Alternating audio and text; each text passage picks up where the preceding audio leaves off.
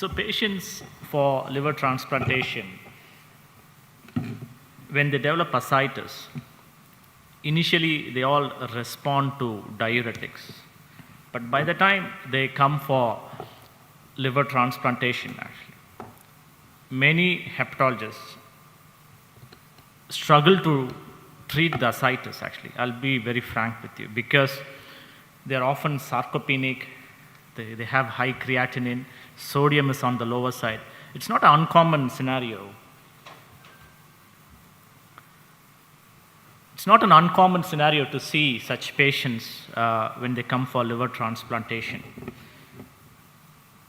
When we see patients like that, we need to find out why the ascites is increased. Is this because of disease progression, or is this some other reason why they have increasing ascites, and why we struggle to manage or reduce the ascitic formation or treat this condition. So when these patients walks into the outpatients, in your outpatient department, first question we need to ask is, are they non-compliant with the diet? Or they're not taking the diuretics because they have some side effects and because the prescriptions are not correct? Or the liver disease is progressing. So that's one of the main reasons. Because when they started ascites, probably 2 years ago, they were responding to diuretics. But by the time they get referred for transplantation, they may not be responding to diuretics. Or there could be other causes not related to the liver directly. They may have cirrhotic cardiomyopathy, they may have pulmonary artery hypertension, where they have increasing ascites. So we need to identify the cause and treat accordingly. WHO recommends low salt diet, actually, for everybody, not just for liver patients. But in India, we consume double the amount of recommended salt. If you look at the world map here, we are in red. That's quite alarming. I'm sure, and particularly in Telangana, it must be very high because you guys all eat pickle. Is that correct? So, so pickle has almost 1.2 grams of salt in 100 grams of pickle. So you should be careful when we, talk about diet to these chronic liver disease patients, particularly when they have ascites. So when patients, despite having diuretics, when they have increasing ascites, the first thing, the diet should be addressed properly, and we should ensure they are on strict low salt diet, because that's extremely mandatory. So therefore, somebody who on diuretics, on low salt diet, if they still continue to form ascites and struggling, then we'll have other options. So what are the newer options that may be available? Midodrine, it is a weak vasoconstrictor drug. Okay, the other strong is terlipressin, which is intravenous. So there's a study from Virendra Singh's group. So midodrine addition to the standard of care, like with diuretics, has been shown to reduce ascites formation, increase urine volume, increase your mean arterial pressure, increased sodium excretion. So if you add midodrine to diuretics, definitely that's going to help your patients to reduce ascites. And if you continue for 1 year, definitely your survival is better. But these drugs do not treat the underlying cause, that is your chronic liver disease. It only aids excretion of ascites in the urine, actually. So therefore, midodrine is probably useful in patients where your diuretics, where we are not using diuretics. Say, for example, if they have borderline renal function, you stop the diuretics and then add midodrine for some time, and that actually works for many of our patients, in addition to your dietary salt restriction. What are the other drugs that can be potentially useful? Is 12-aptan, which is Aquaretics, V2 receptor antagonist, that causes water loss, free water clearance.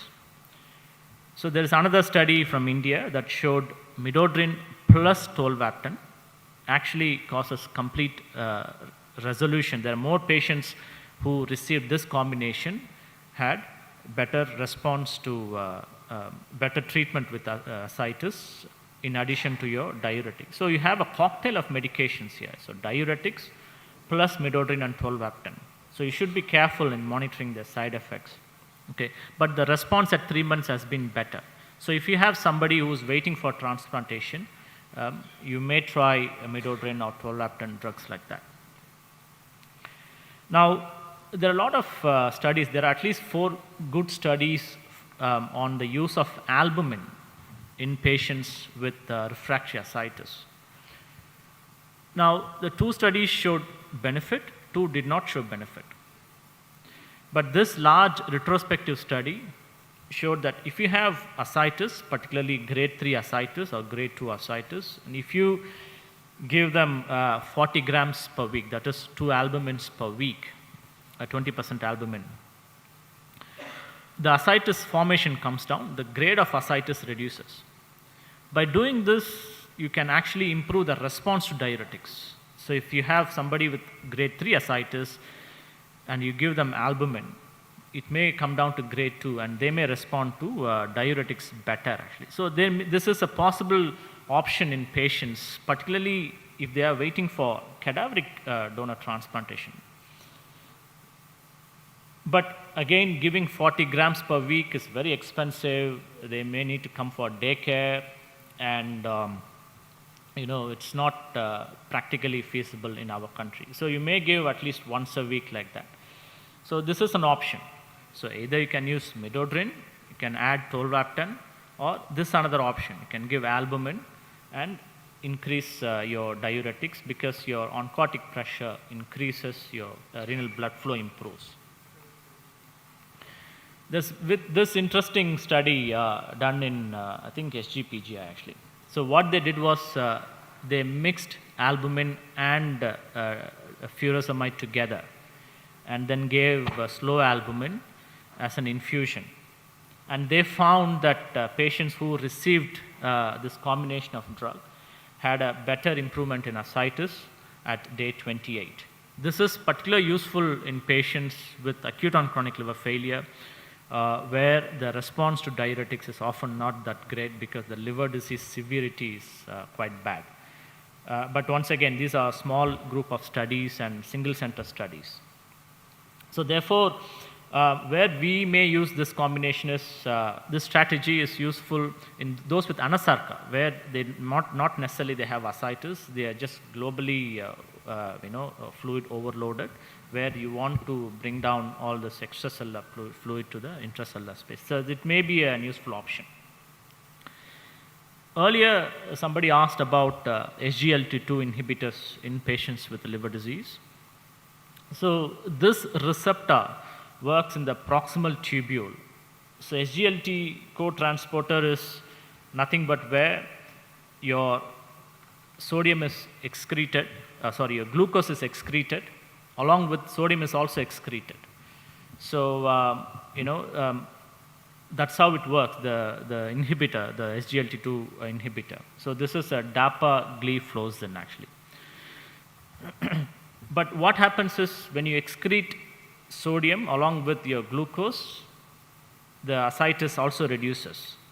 But when you have more glucose concentration in the urine, there is a risk of urinary tract infection. So you should be very careful in prescribing these drugs, but generally we don't use it for the ascites purposes. The other modalities are, so these are the pharmacotherapy, how we manage difficult ascites. The other modalities are large volume paracentesis. Personally, I'm not a big fan of this because frequent large volume paracentesis causes acute kidney injury, post-paracentesis circulatory dysfunction, and mainly sarcopenia, and the hepatic encephalopathy, all those complications. So frequent paracentesis is probably not the best idea actually, but maybe once in a month or in patients waiting for transplantation, it's probably okay.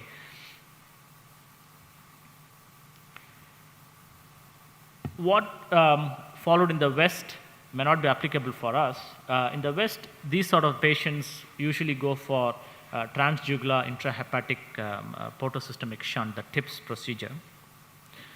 But at least 1/3 of patients can develop hepatic encephalopathy. So what happens in the West is where there is more abundant cadaveric transplantation. So if patients develop hepatic encephalopathy, you can internally prioritize this patient and give the next available organ, which is not a practical scenario in our population. So therefore, utility of TIPS may be less in our country actually for such reasons. And if you have a living donor option, you should go for that. And there are contraindications for TIPS procedure as well.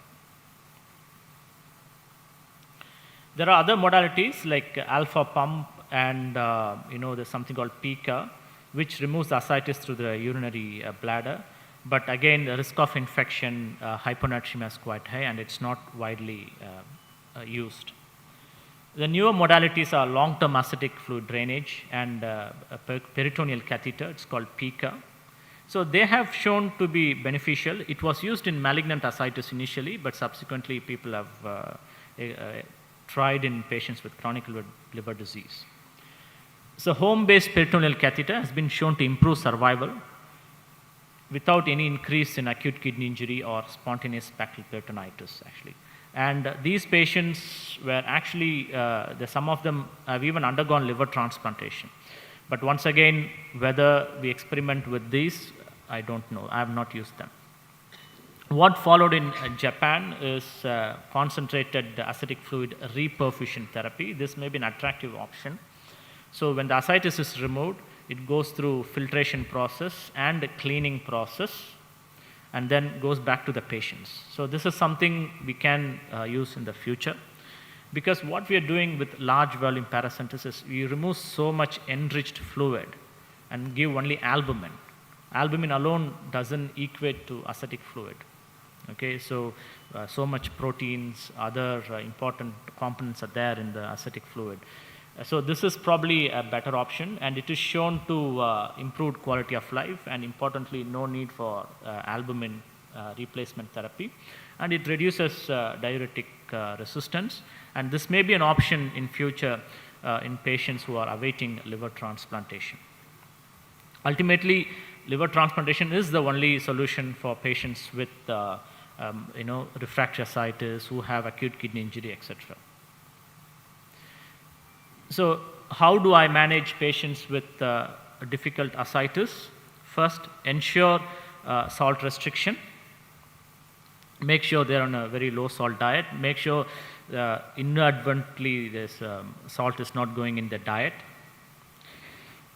Optimize diuretics. So once you ensure low salt diet, optimize your diuretics, you can increase your diuretics and they may respond very well. In these patients, the creatinine increases, you can temporarily stop diuretics, add midodrine.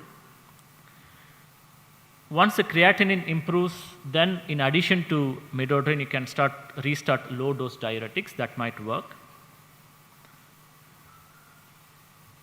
If sodium decreases, again stop diuretics, add tolvaptan, go for fluid restriction. And if sodium improves, temporarily continue tolvaptan, restart diuretics, and then you can stop tolvaptan once the sodium levels are achieved. But ultimately, liver transplantation remains the only curative therapy in these patients. Thank you very much. Thank you, doctor, for highlighting various modalities of treatment for refractory, difficult to treat ascites. I have one question. So, how best we can treat for refractory chylous ascites? Can't hear you. Chylous ascites. Chylous ascites. Chylous ascites, usually in the pre-transplant setting, we don't see much. We see sometimes in the post-transplant setting where you have to adjust the diet. And that's why it's important to discuss with the transplant surgeons sometimes they say they had a lot to manipulate the small bowel, that may cause chylous leak and ascites. So that is slightly different way of managing. So generally in the pre-transplant setting, we don't see much actually. Questions for audiences? Sir, is there any role of partial splenic artery embolization if the patient is wait list for liver transplantation? Any comments on this? Yeah, so there are sporadic case reports on splenic artery embolization to reduce the inflow, thus reducing the formation of ascites, but it's not widely practiced. And if patients are for liver transplantation, unnecessary manipulating also causes problems, and that may cause splenic abscess and preclude them from having a transplantation, or you may end up doing splenectomy. All these are sort of, you have to take a calculated adventure rather than, going to extremes. Sir, I have a question. Sir, in patients with ascites who present with incarcerated umbilical hernia, like in the place where I got trained, along with the anatomical repair of the hernia, we used to do a Denver shunt, which is a peritoneal venous shunt. So is there a role, in a patient with moderate ascites where the pump is implanted in the subcutaneous, so patient has to manually press every time. So is it done still? Does it have any role? The question is Denver shunt useful? So Denver shunt is a very old technique. It's a peritoneal venous shunt. It's been used for palliative purposes in patients who are not candidate for TIPS or liver transplantation. We don't use these days because we have good effective drugs for the management of ascites, and also the availability of Denver shunt is not there these days, and it is also invasive actually, and sometimes can get blocked, and risk of spontaneous bacterial peritonitis we don't know. So in clinical practice we don't use Denver shunt. It's more of pharmacotherapy. Can I just make a comment? Just wanted to add to what Dr. Kondal asked about chylous ascites. I think we do see cloudy ascitic fluid when we do tapping. It's not always chylous ascites, but especially we've seen that in patients with Budd-Chiari syndrome, patients who have extensive portal vein thrombosis, and we should always have to rule out tuberculosis, because that can actually cause infiltration of the lymph nodes and cause blockage. And to the second question, I think Denver shunt, Dr. Rela has, we've seen him use it for post-transplant ascites. Patients who have persistent ascites post-transplant, it does help in managing these patients. So sometimes the cloudy ascites, partly treated SBP, tuberculous ascites, they are slightly different entity. They don't come into this category. They won't respond to these treatments. So yeah, and sometimes you can prick the lymphatics during the ascitic tapping. That can also cause chylous. So that's a totally different way of managing them. Thank you.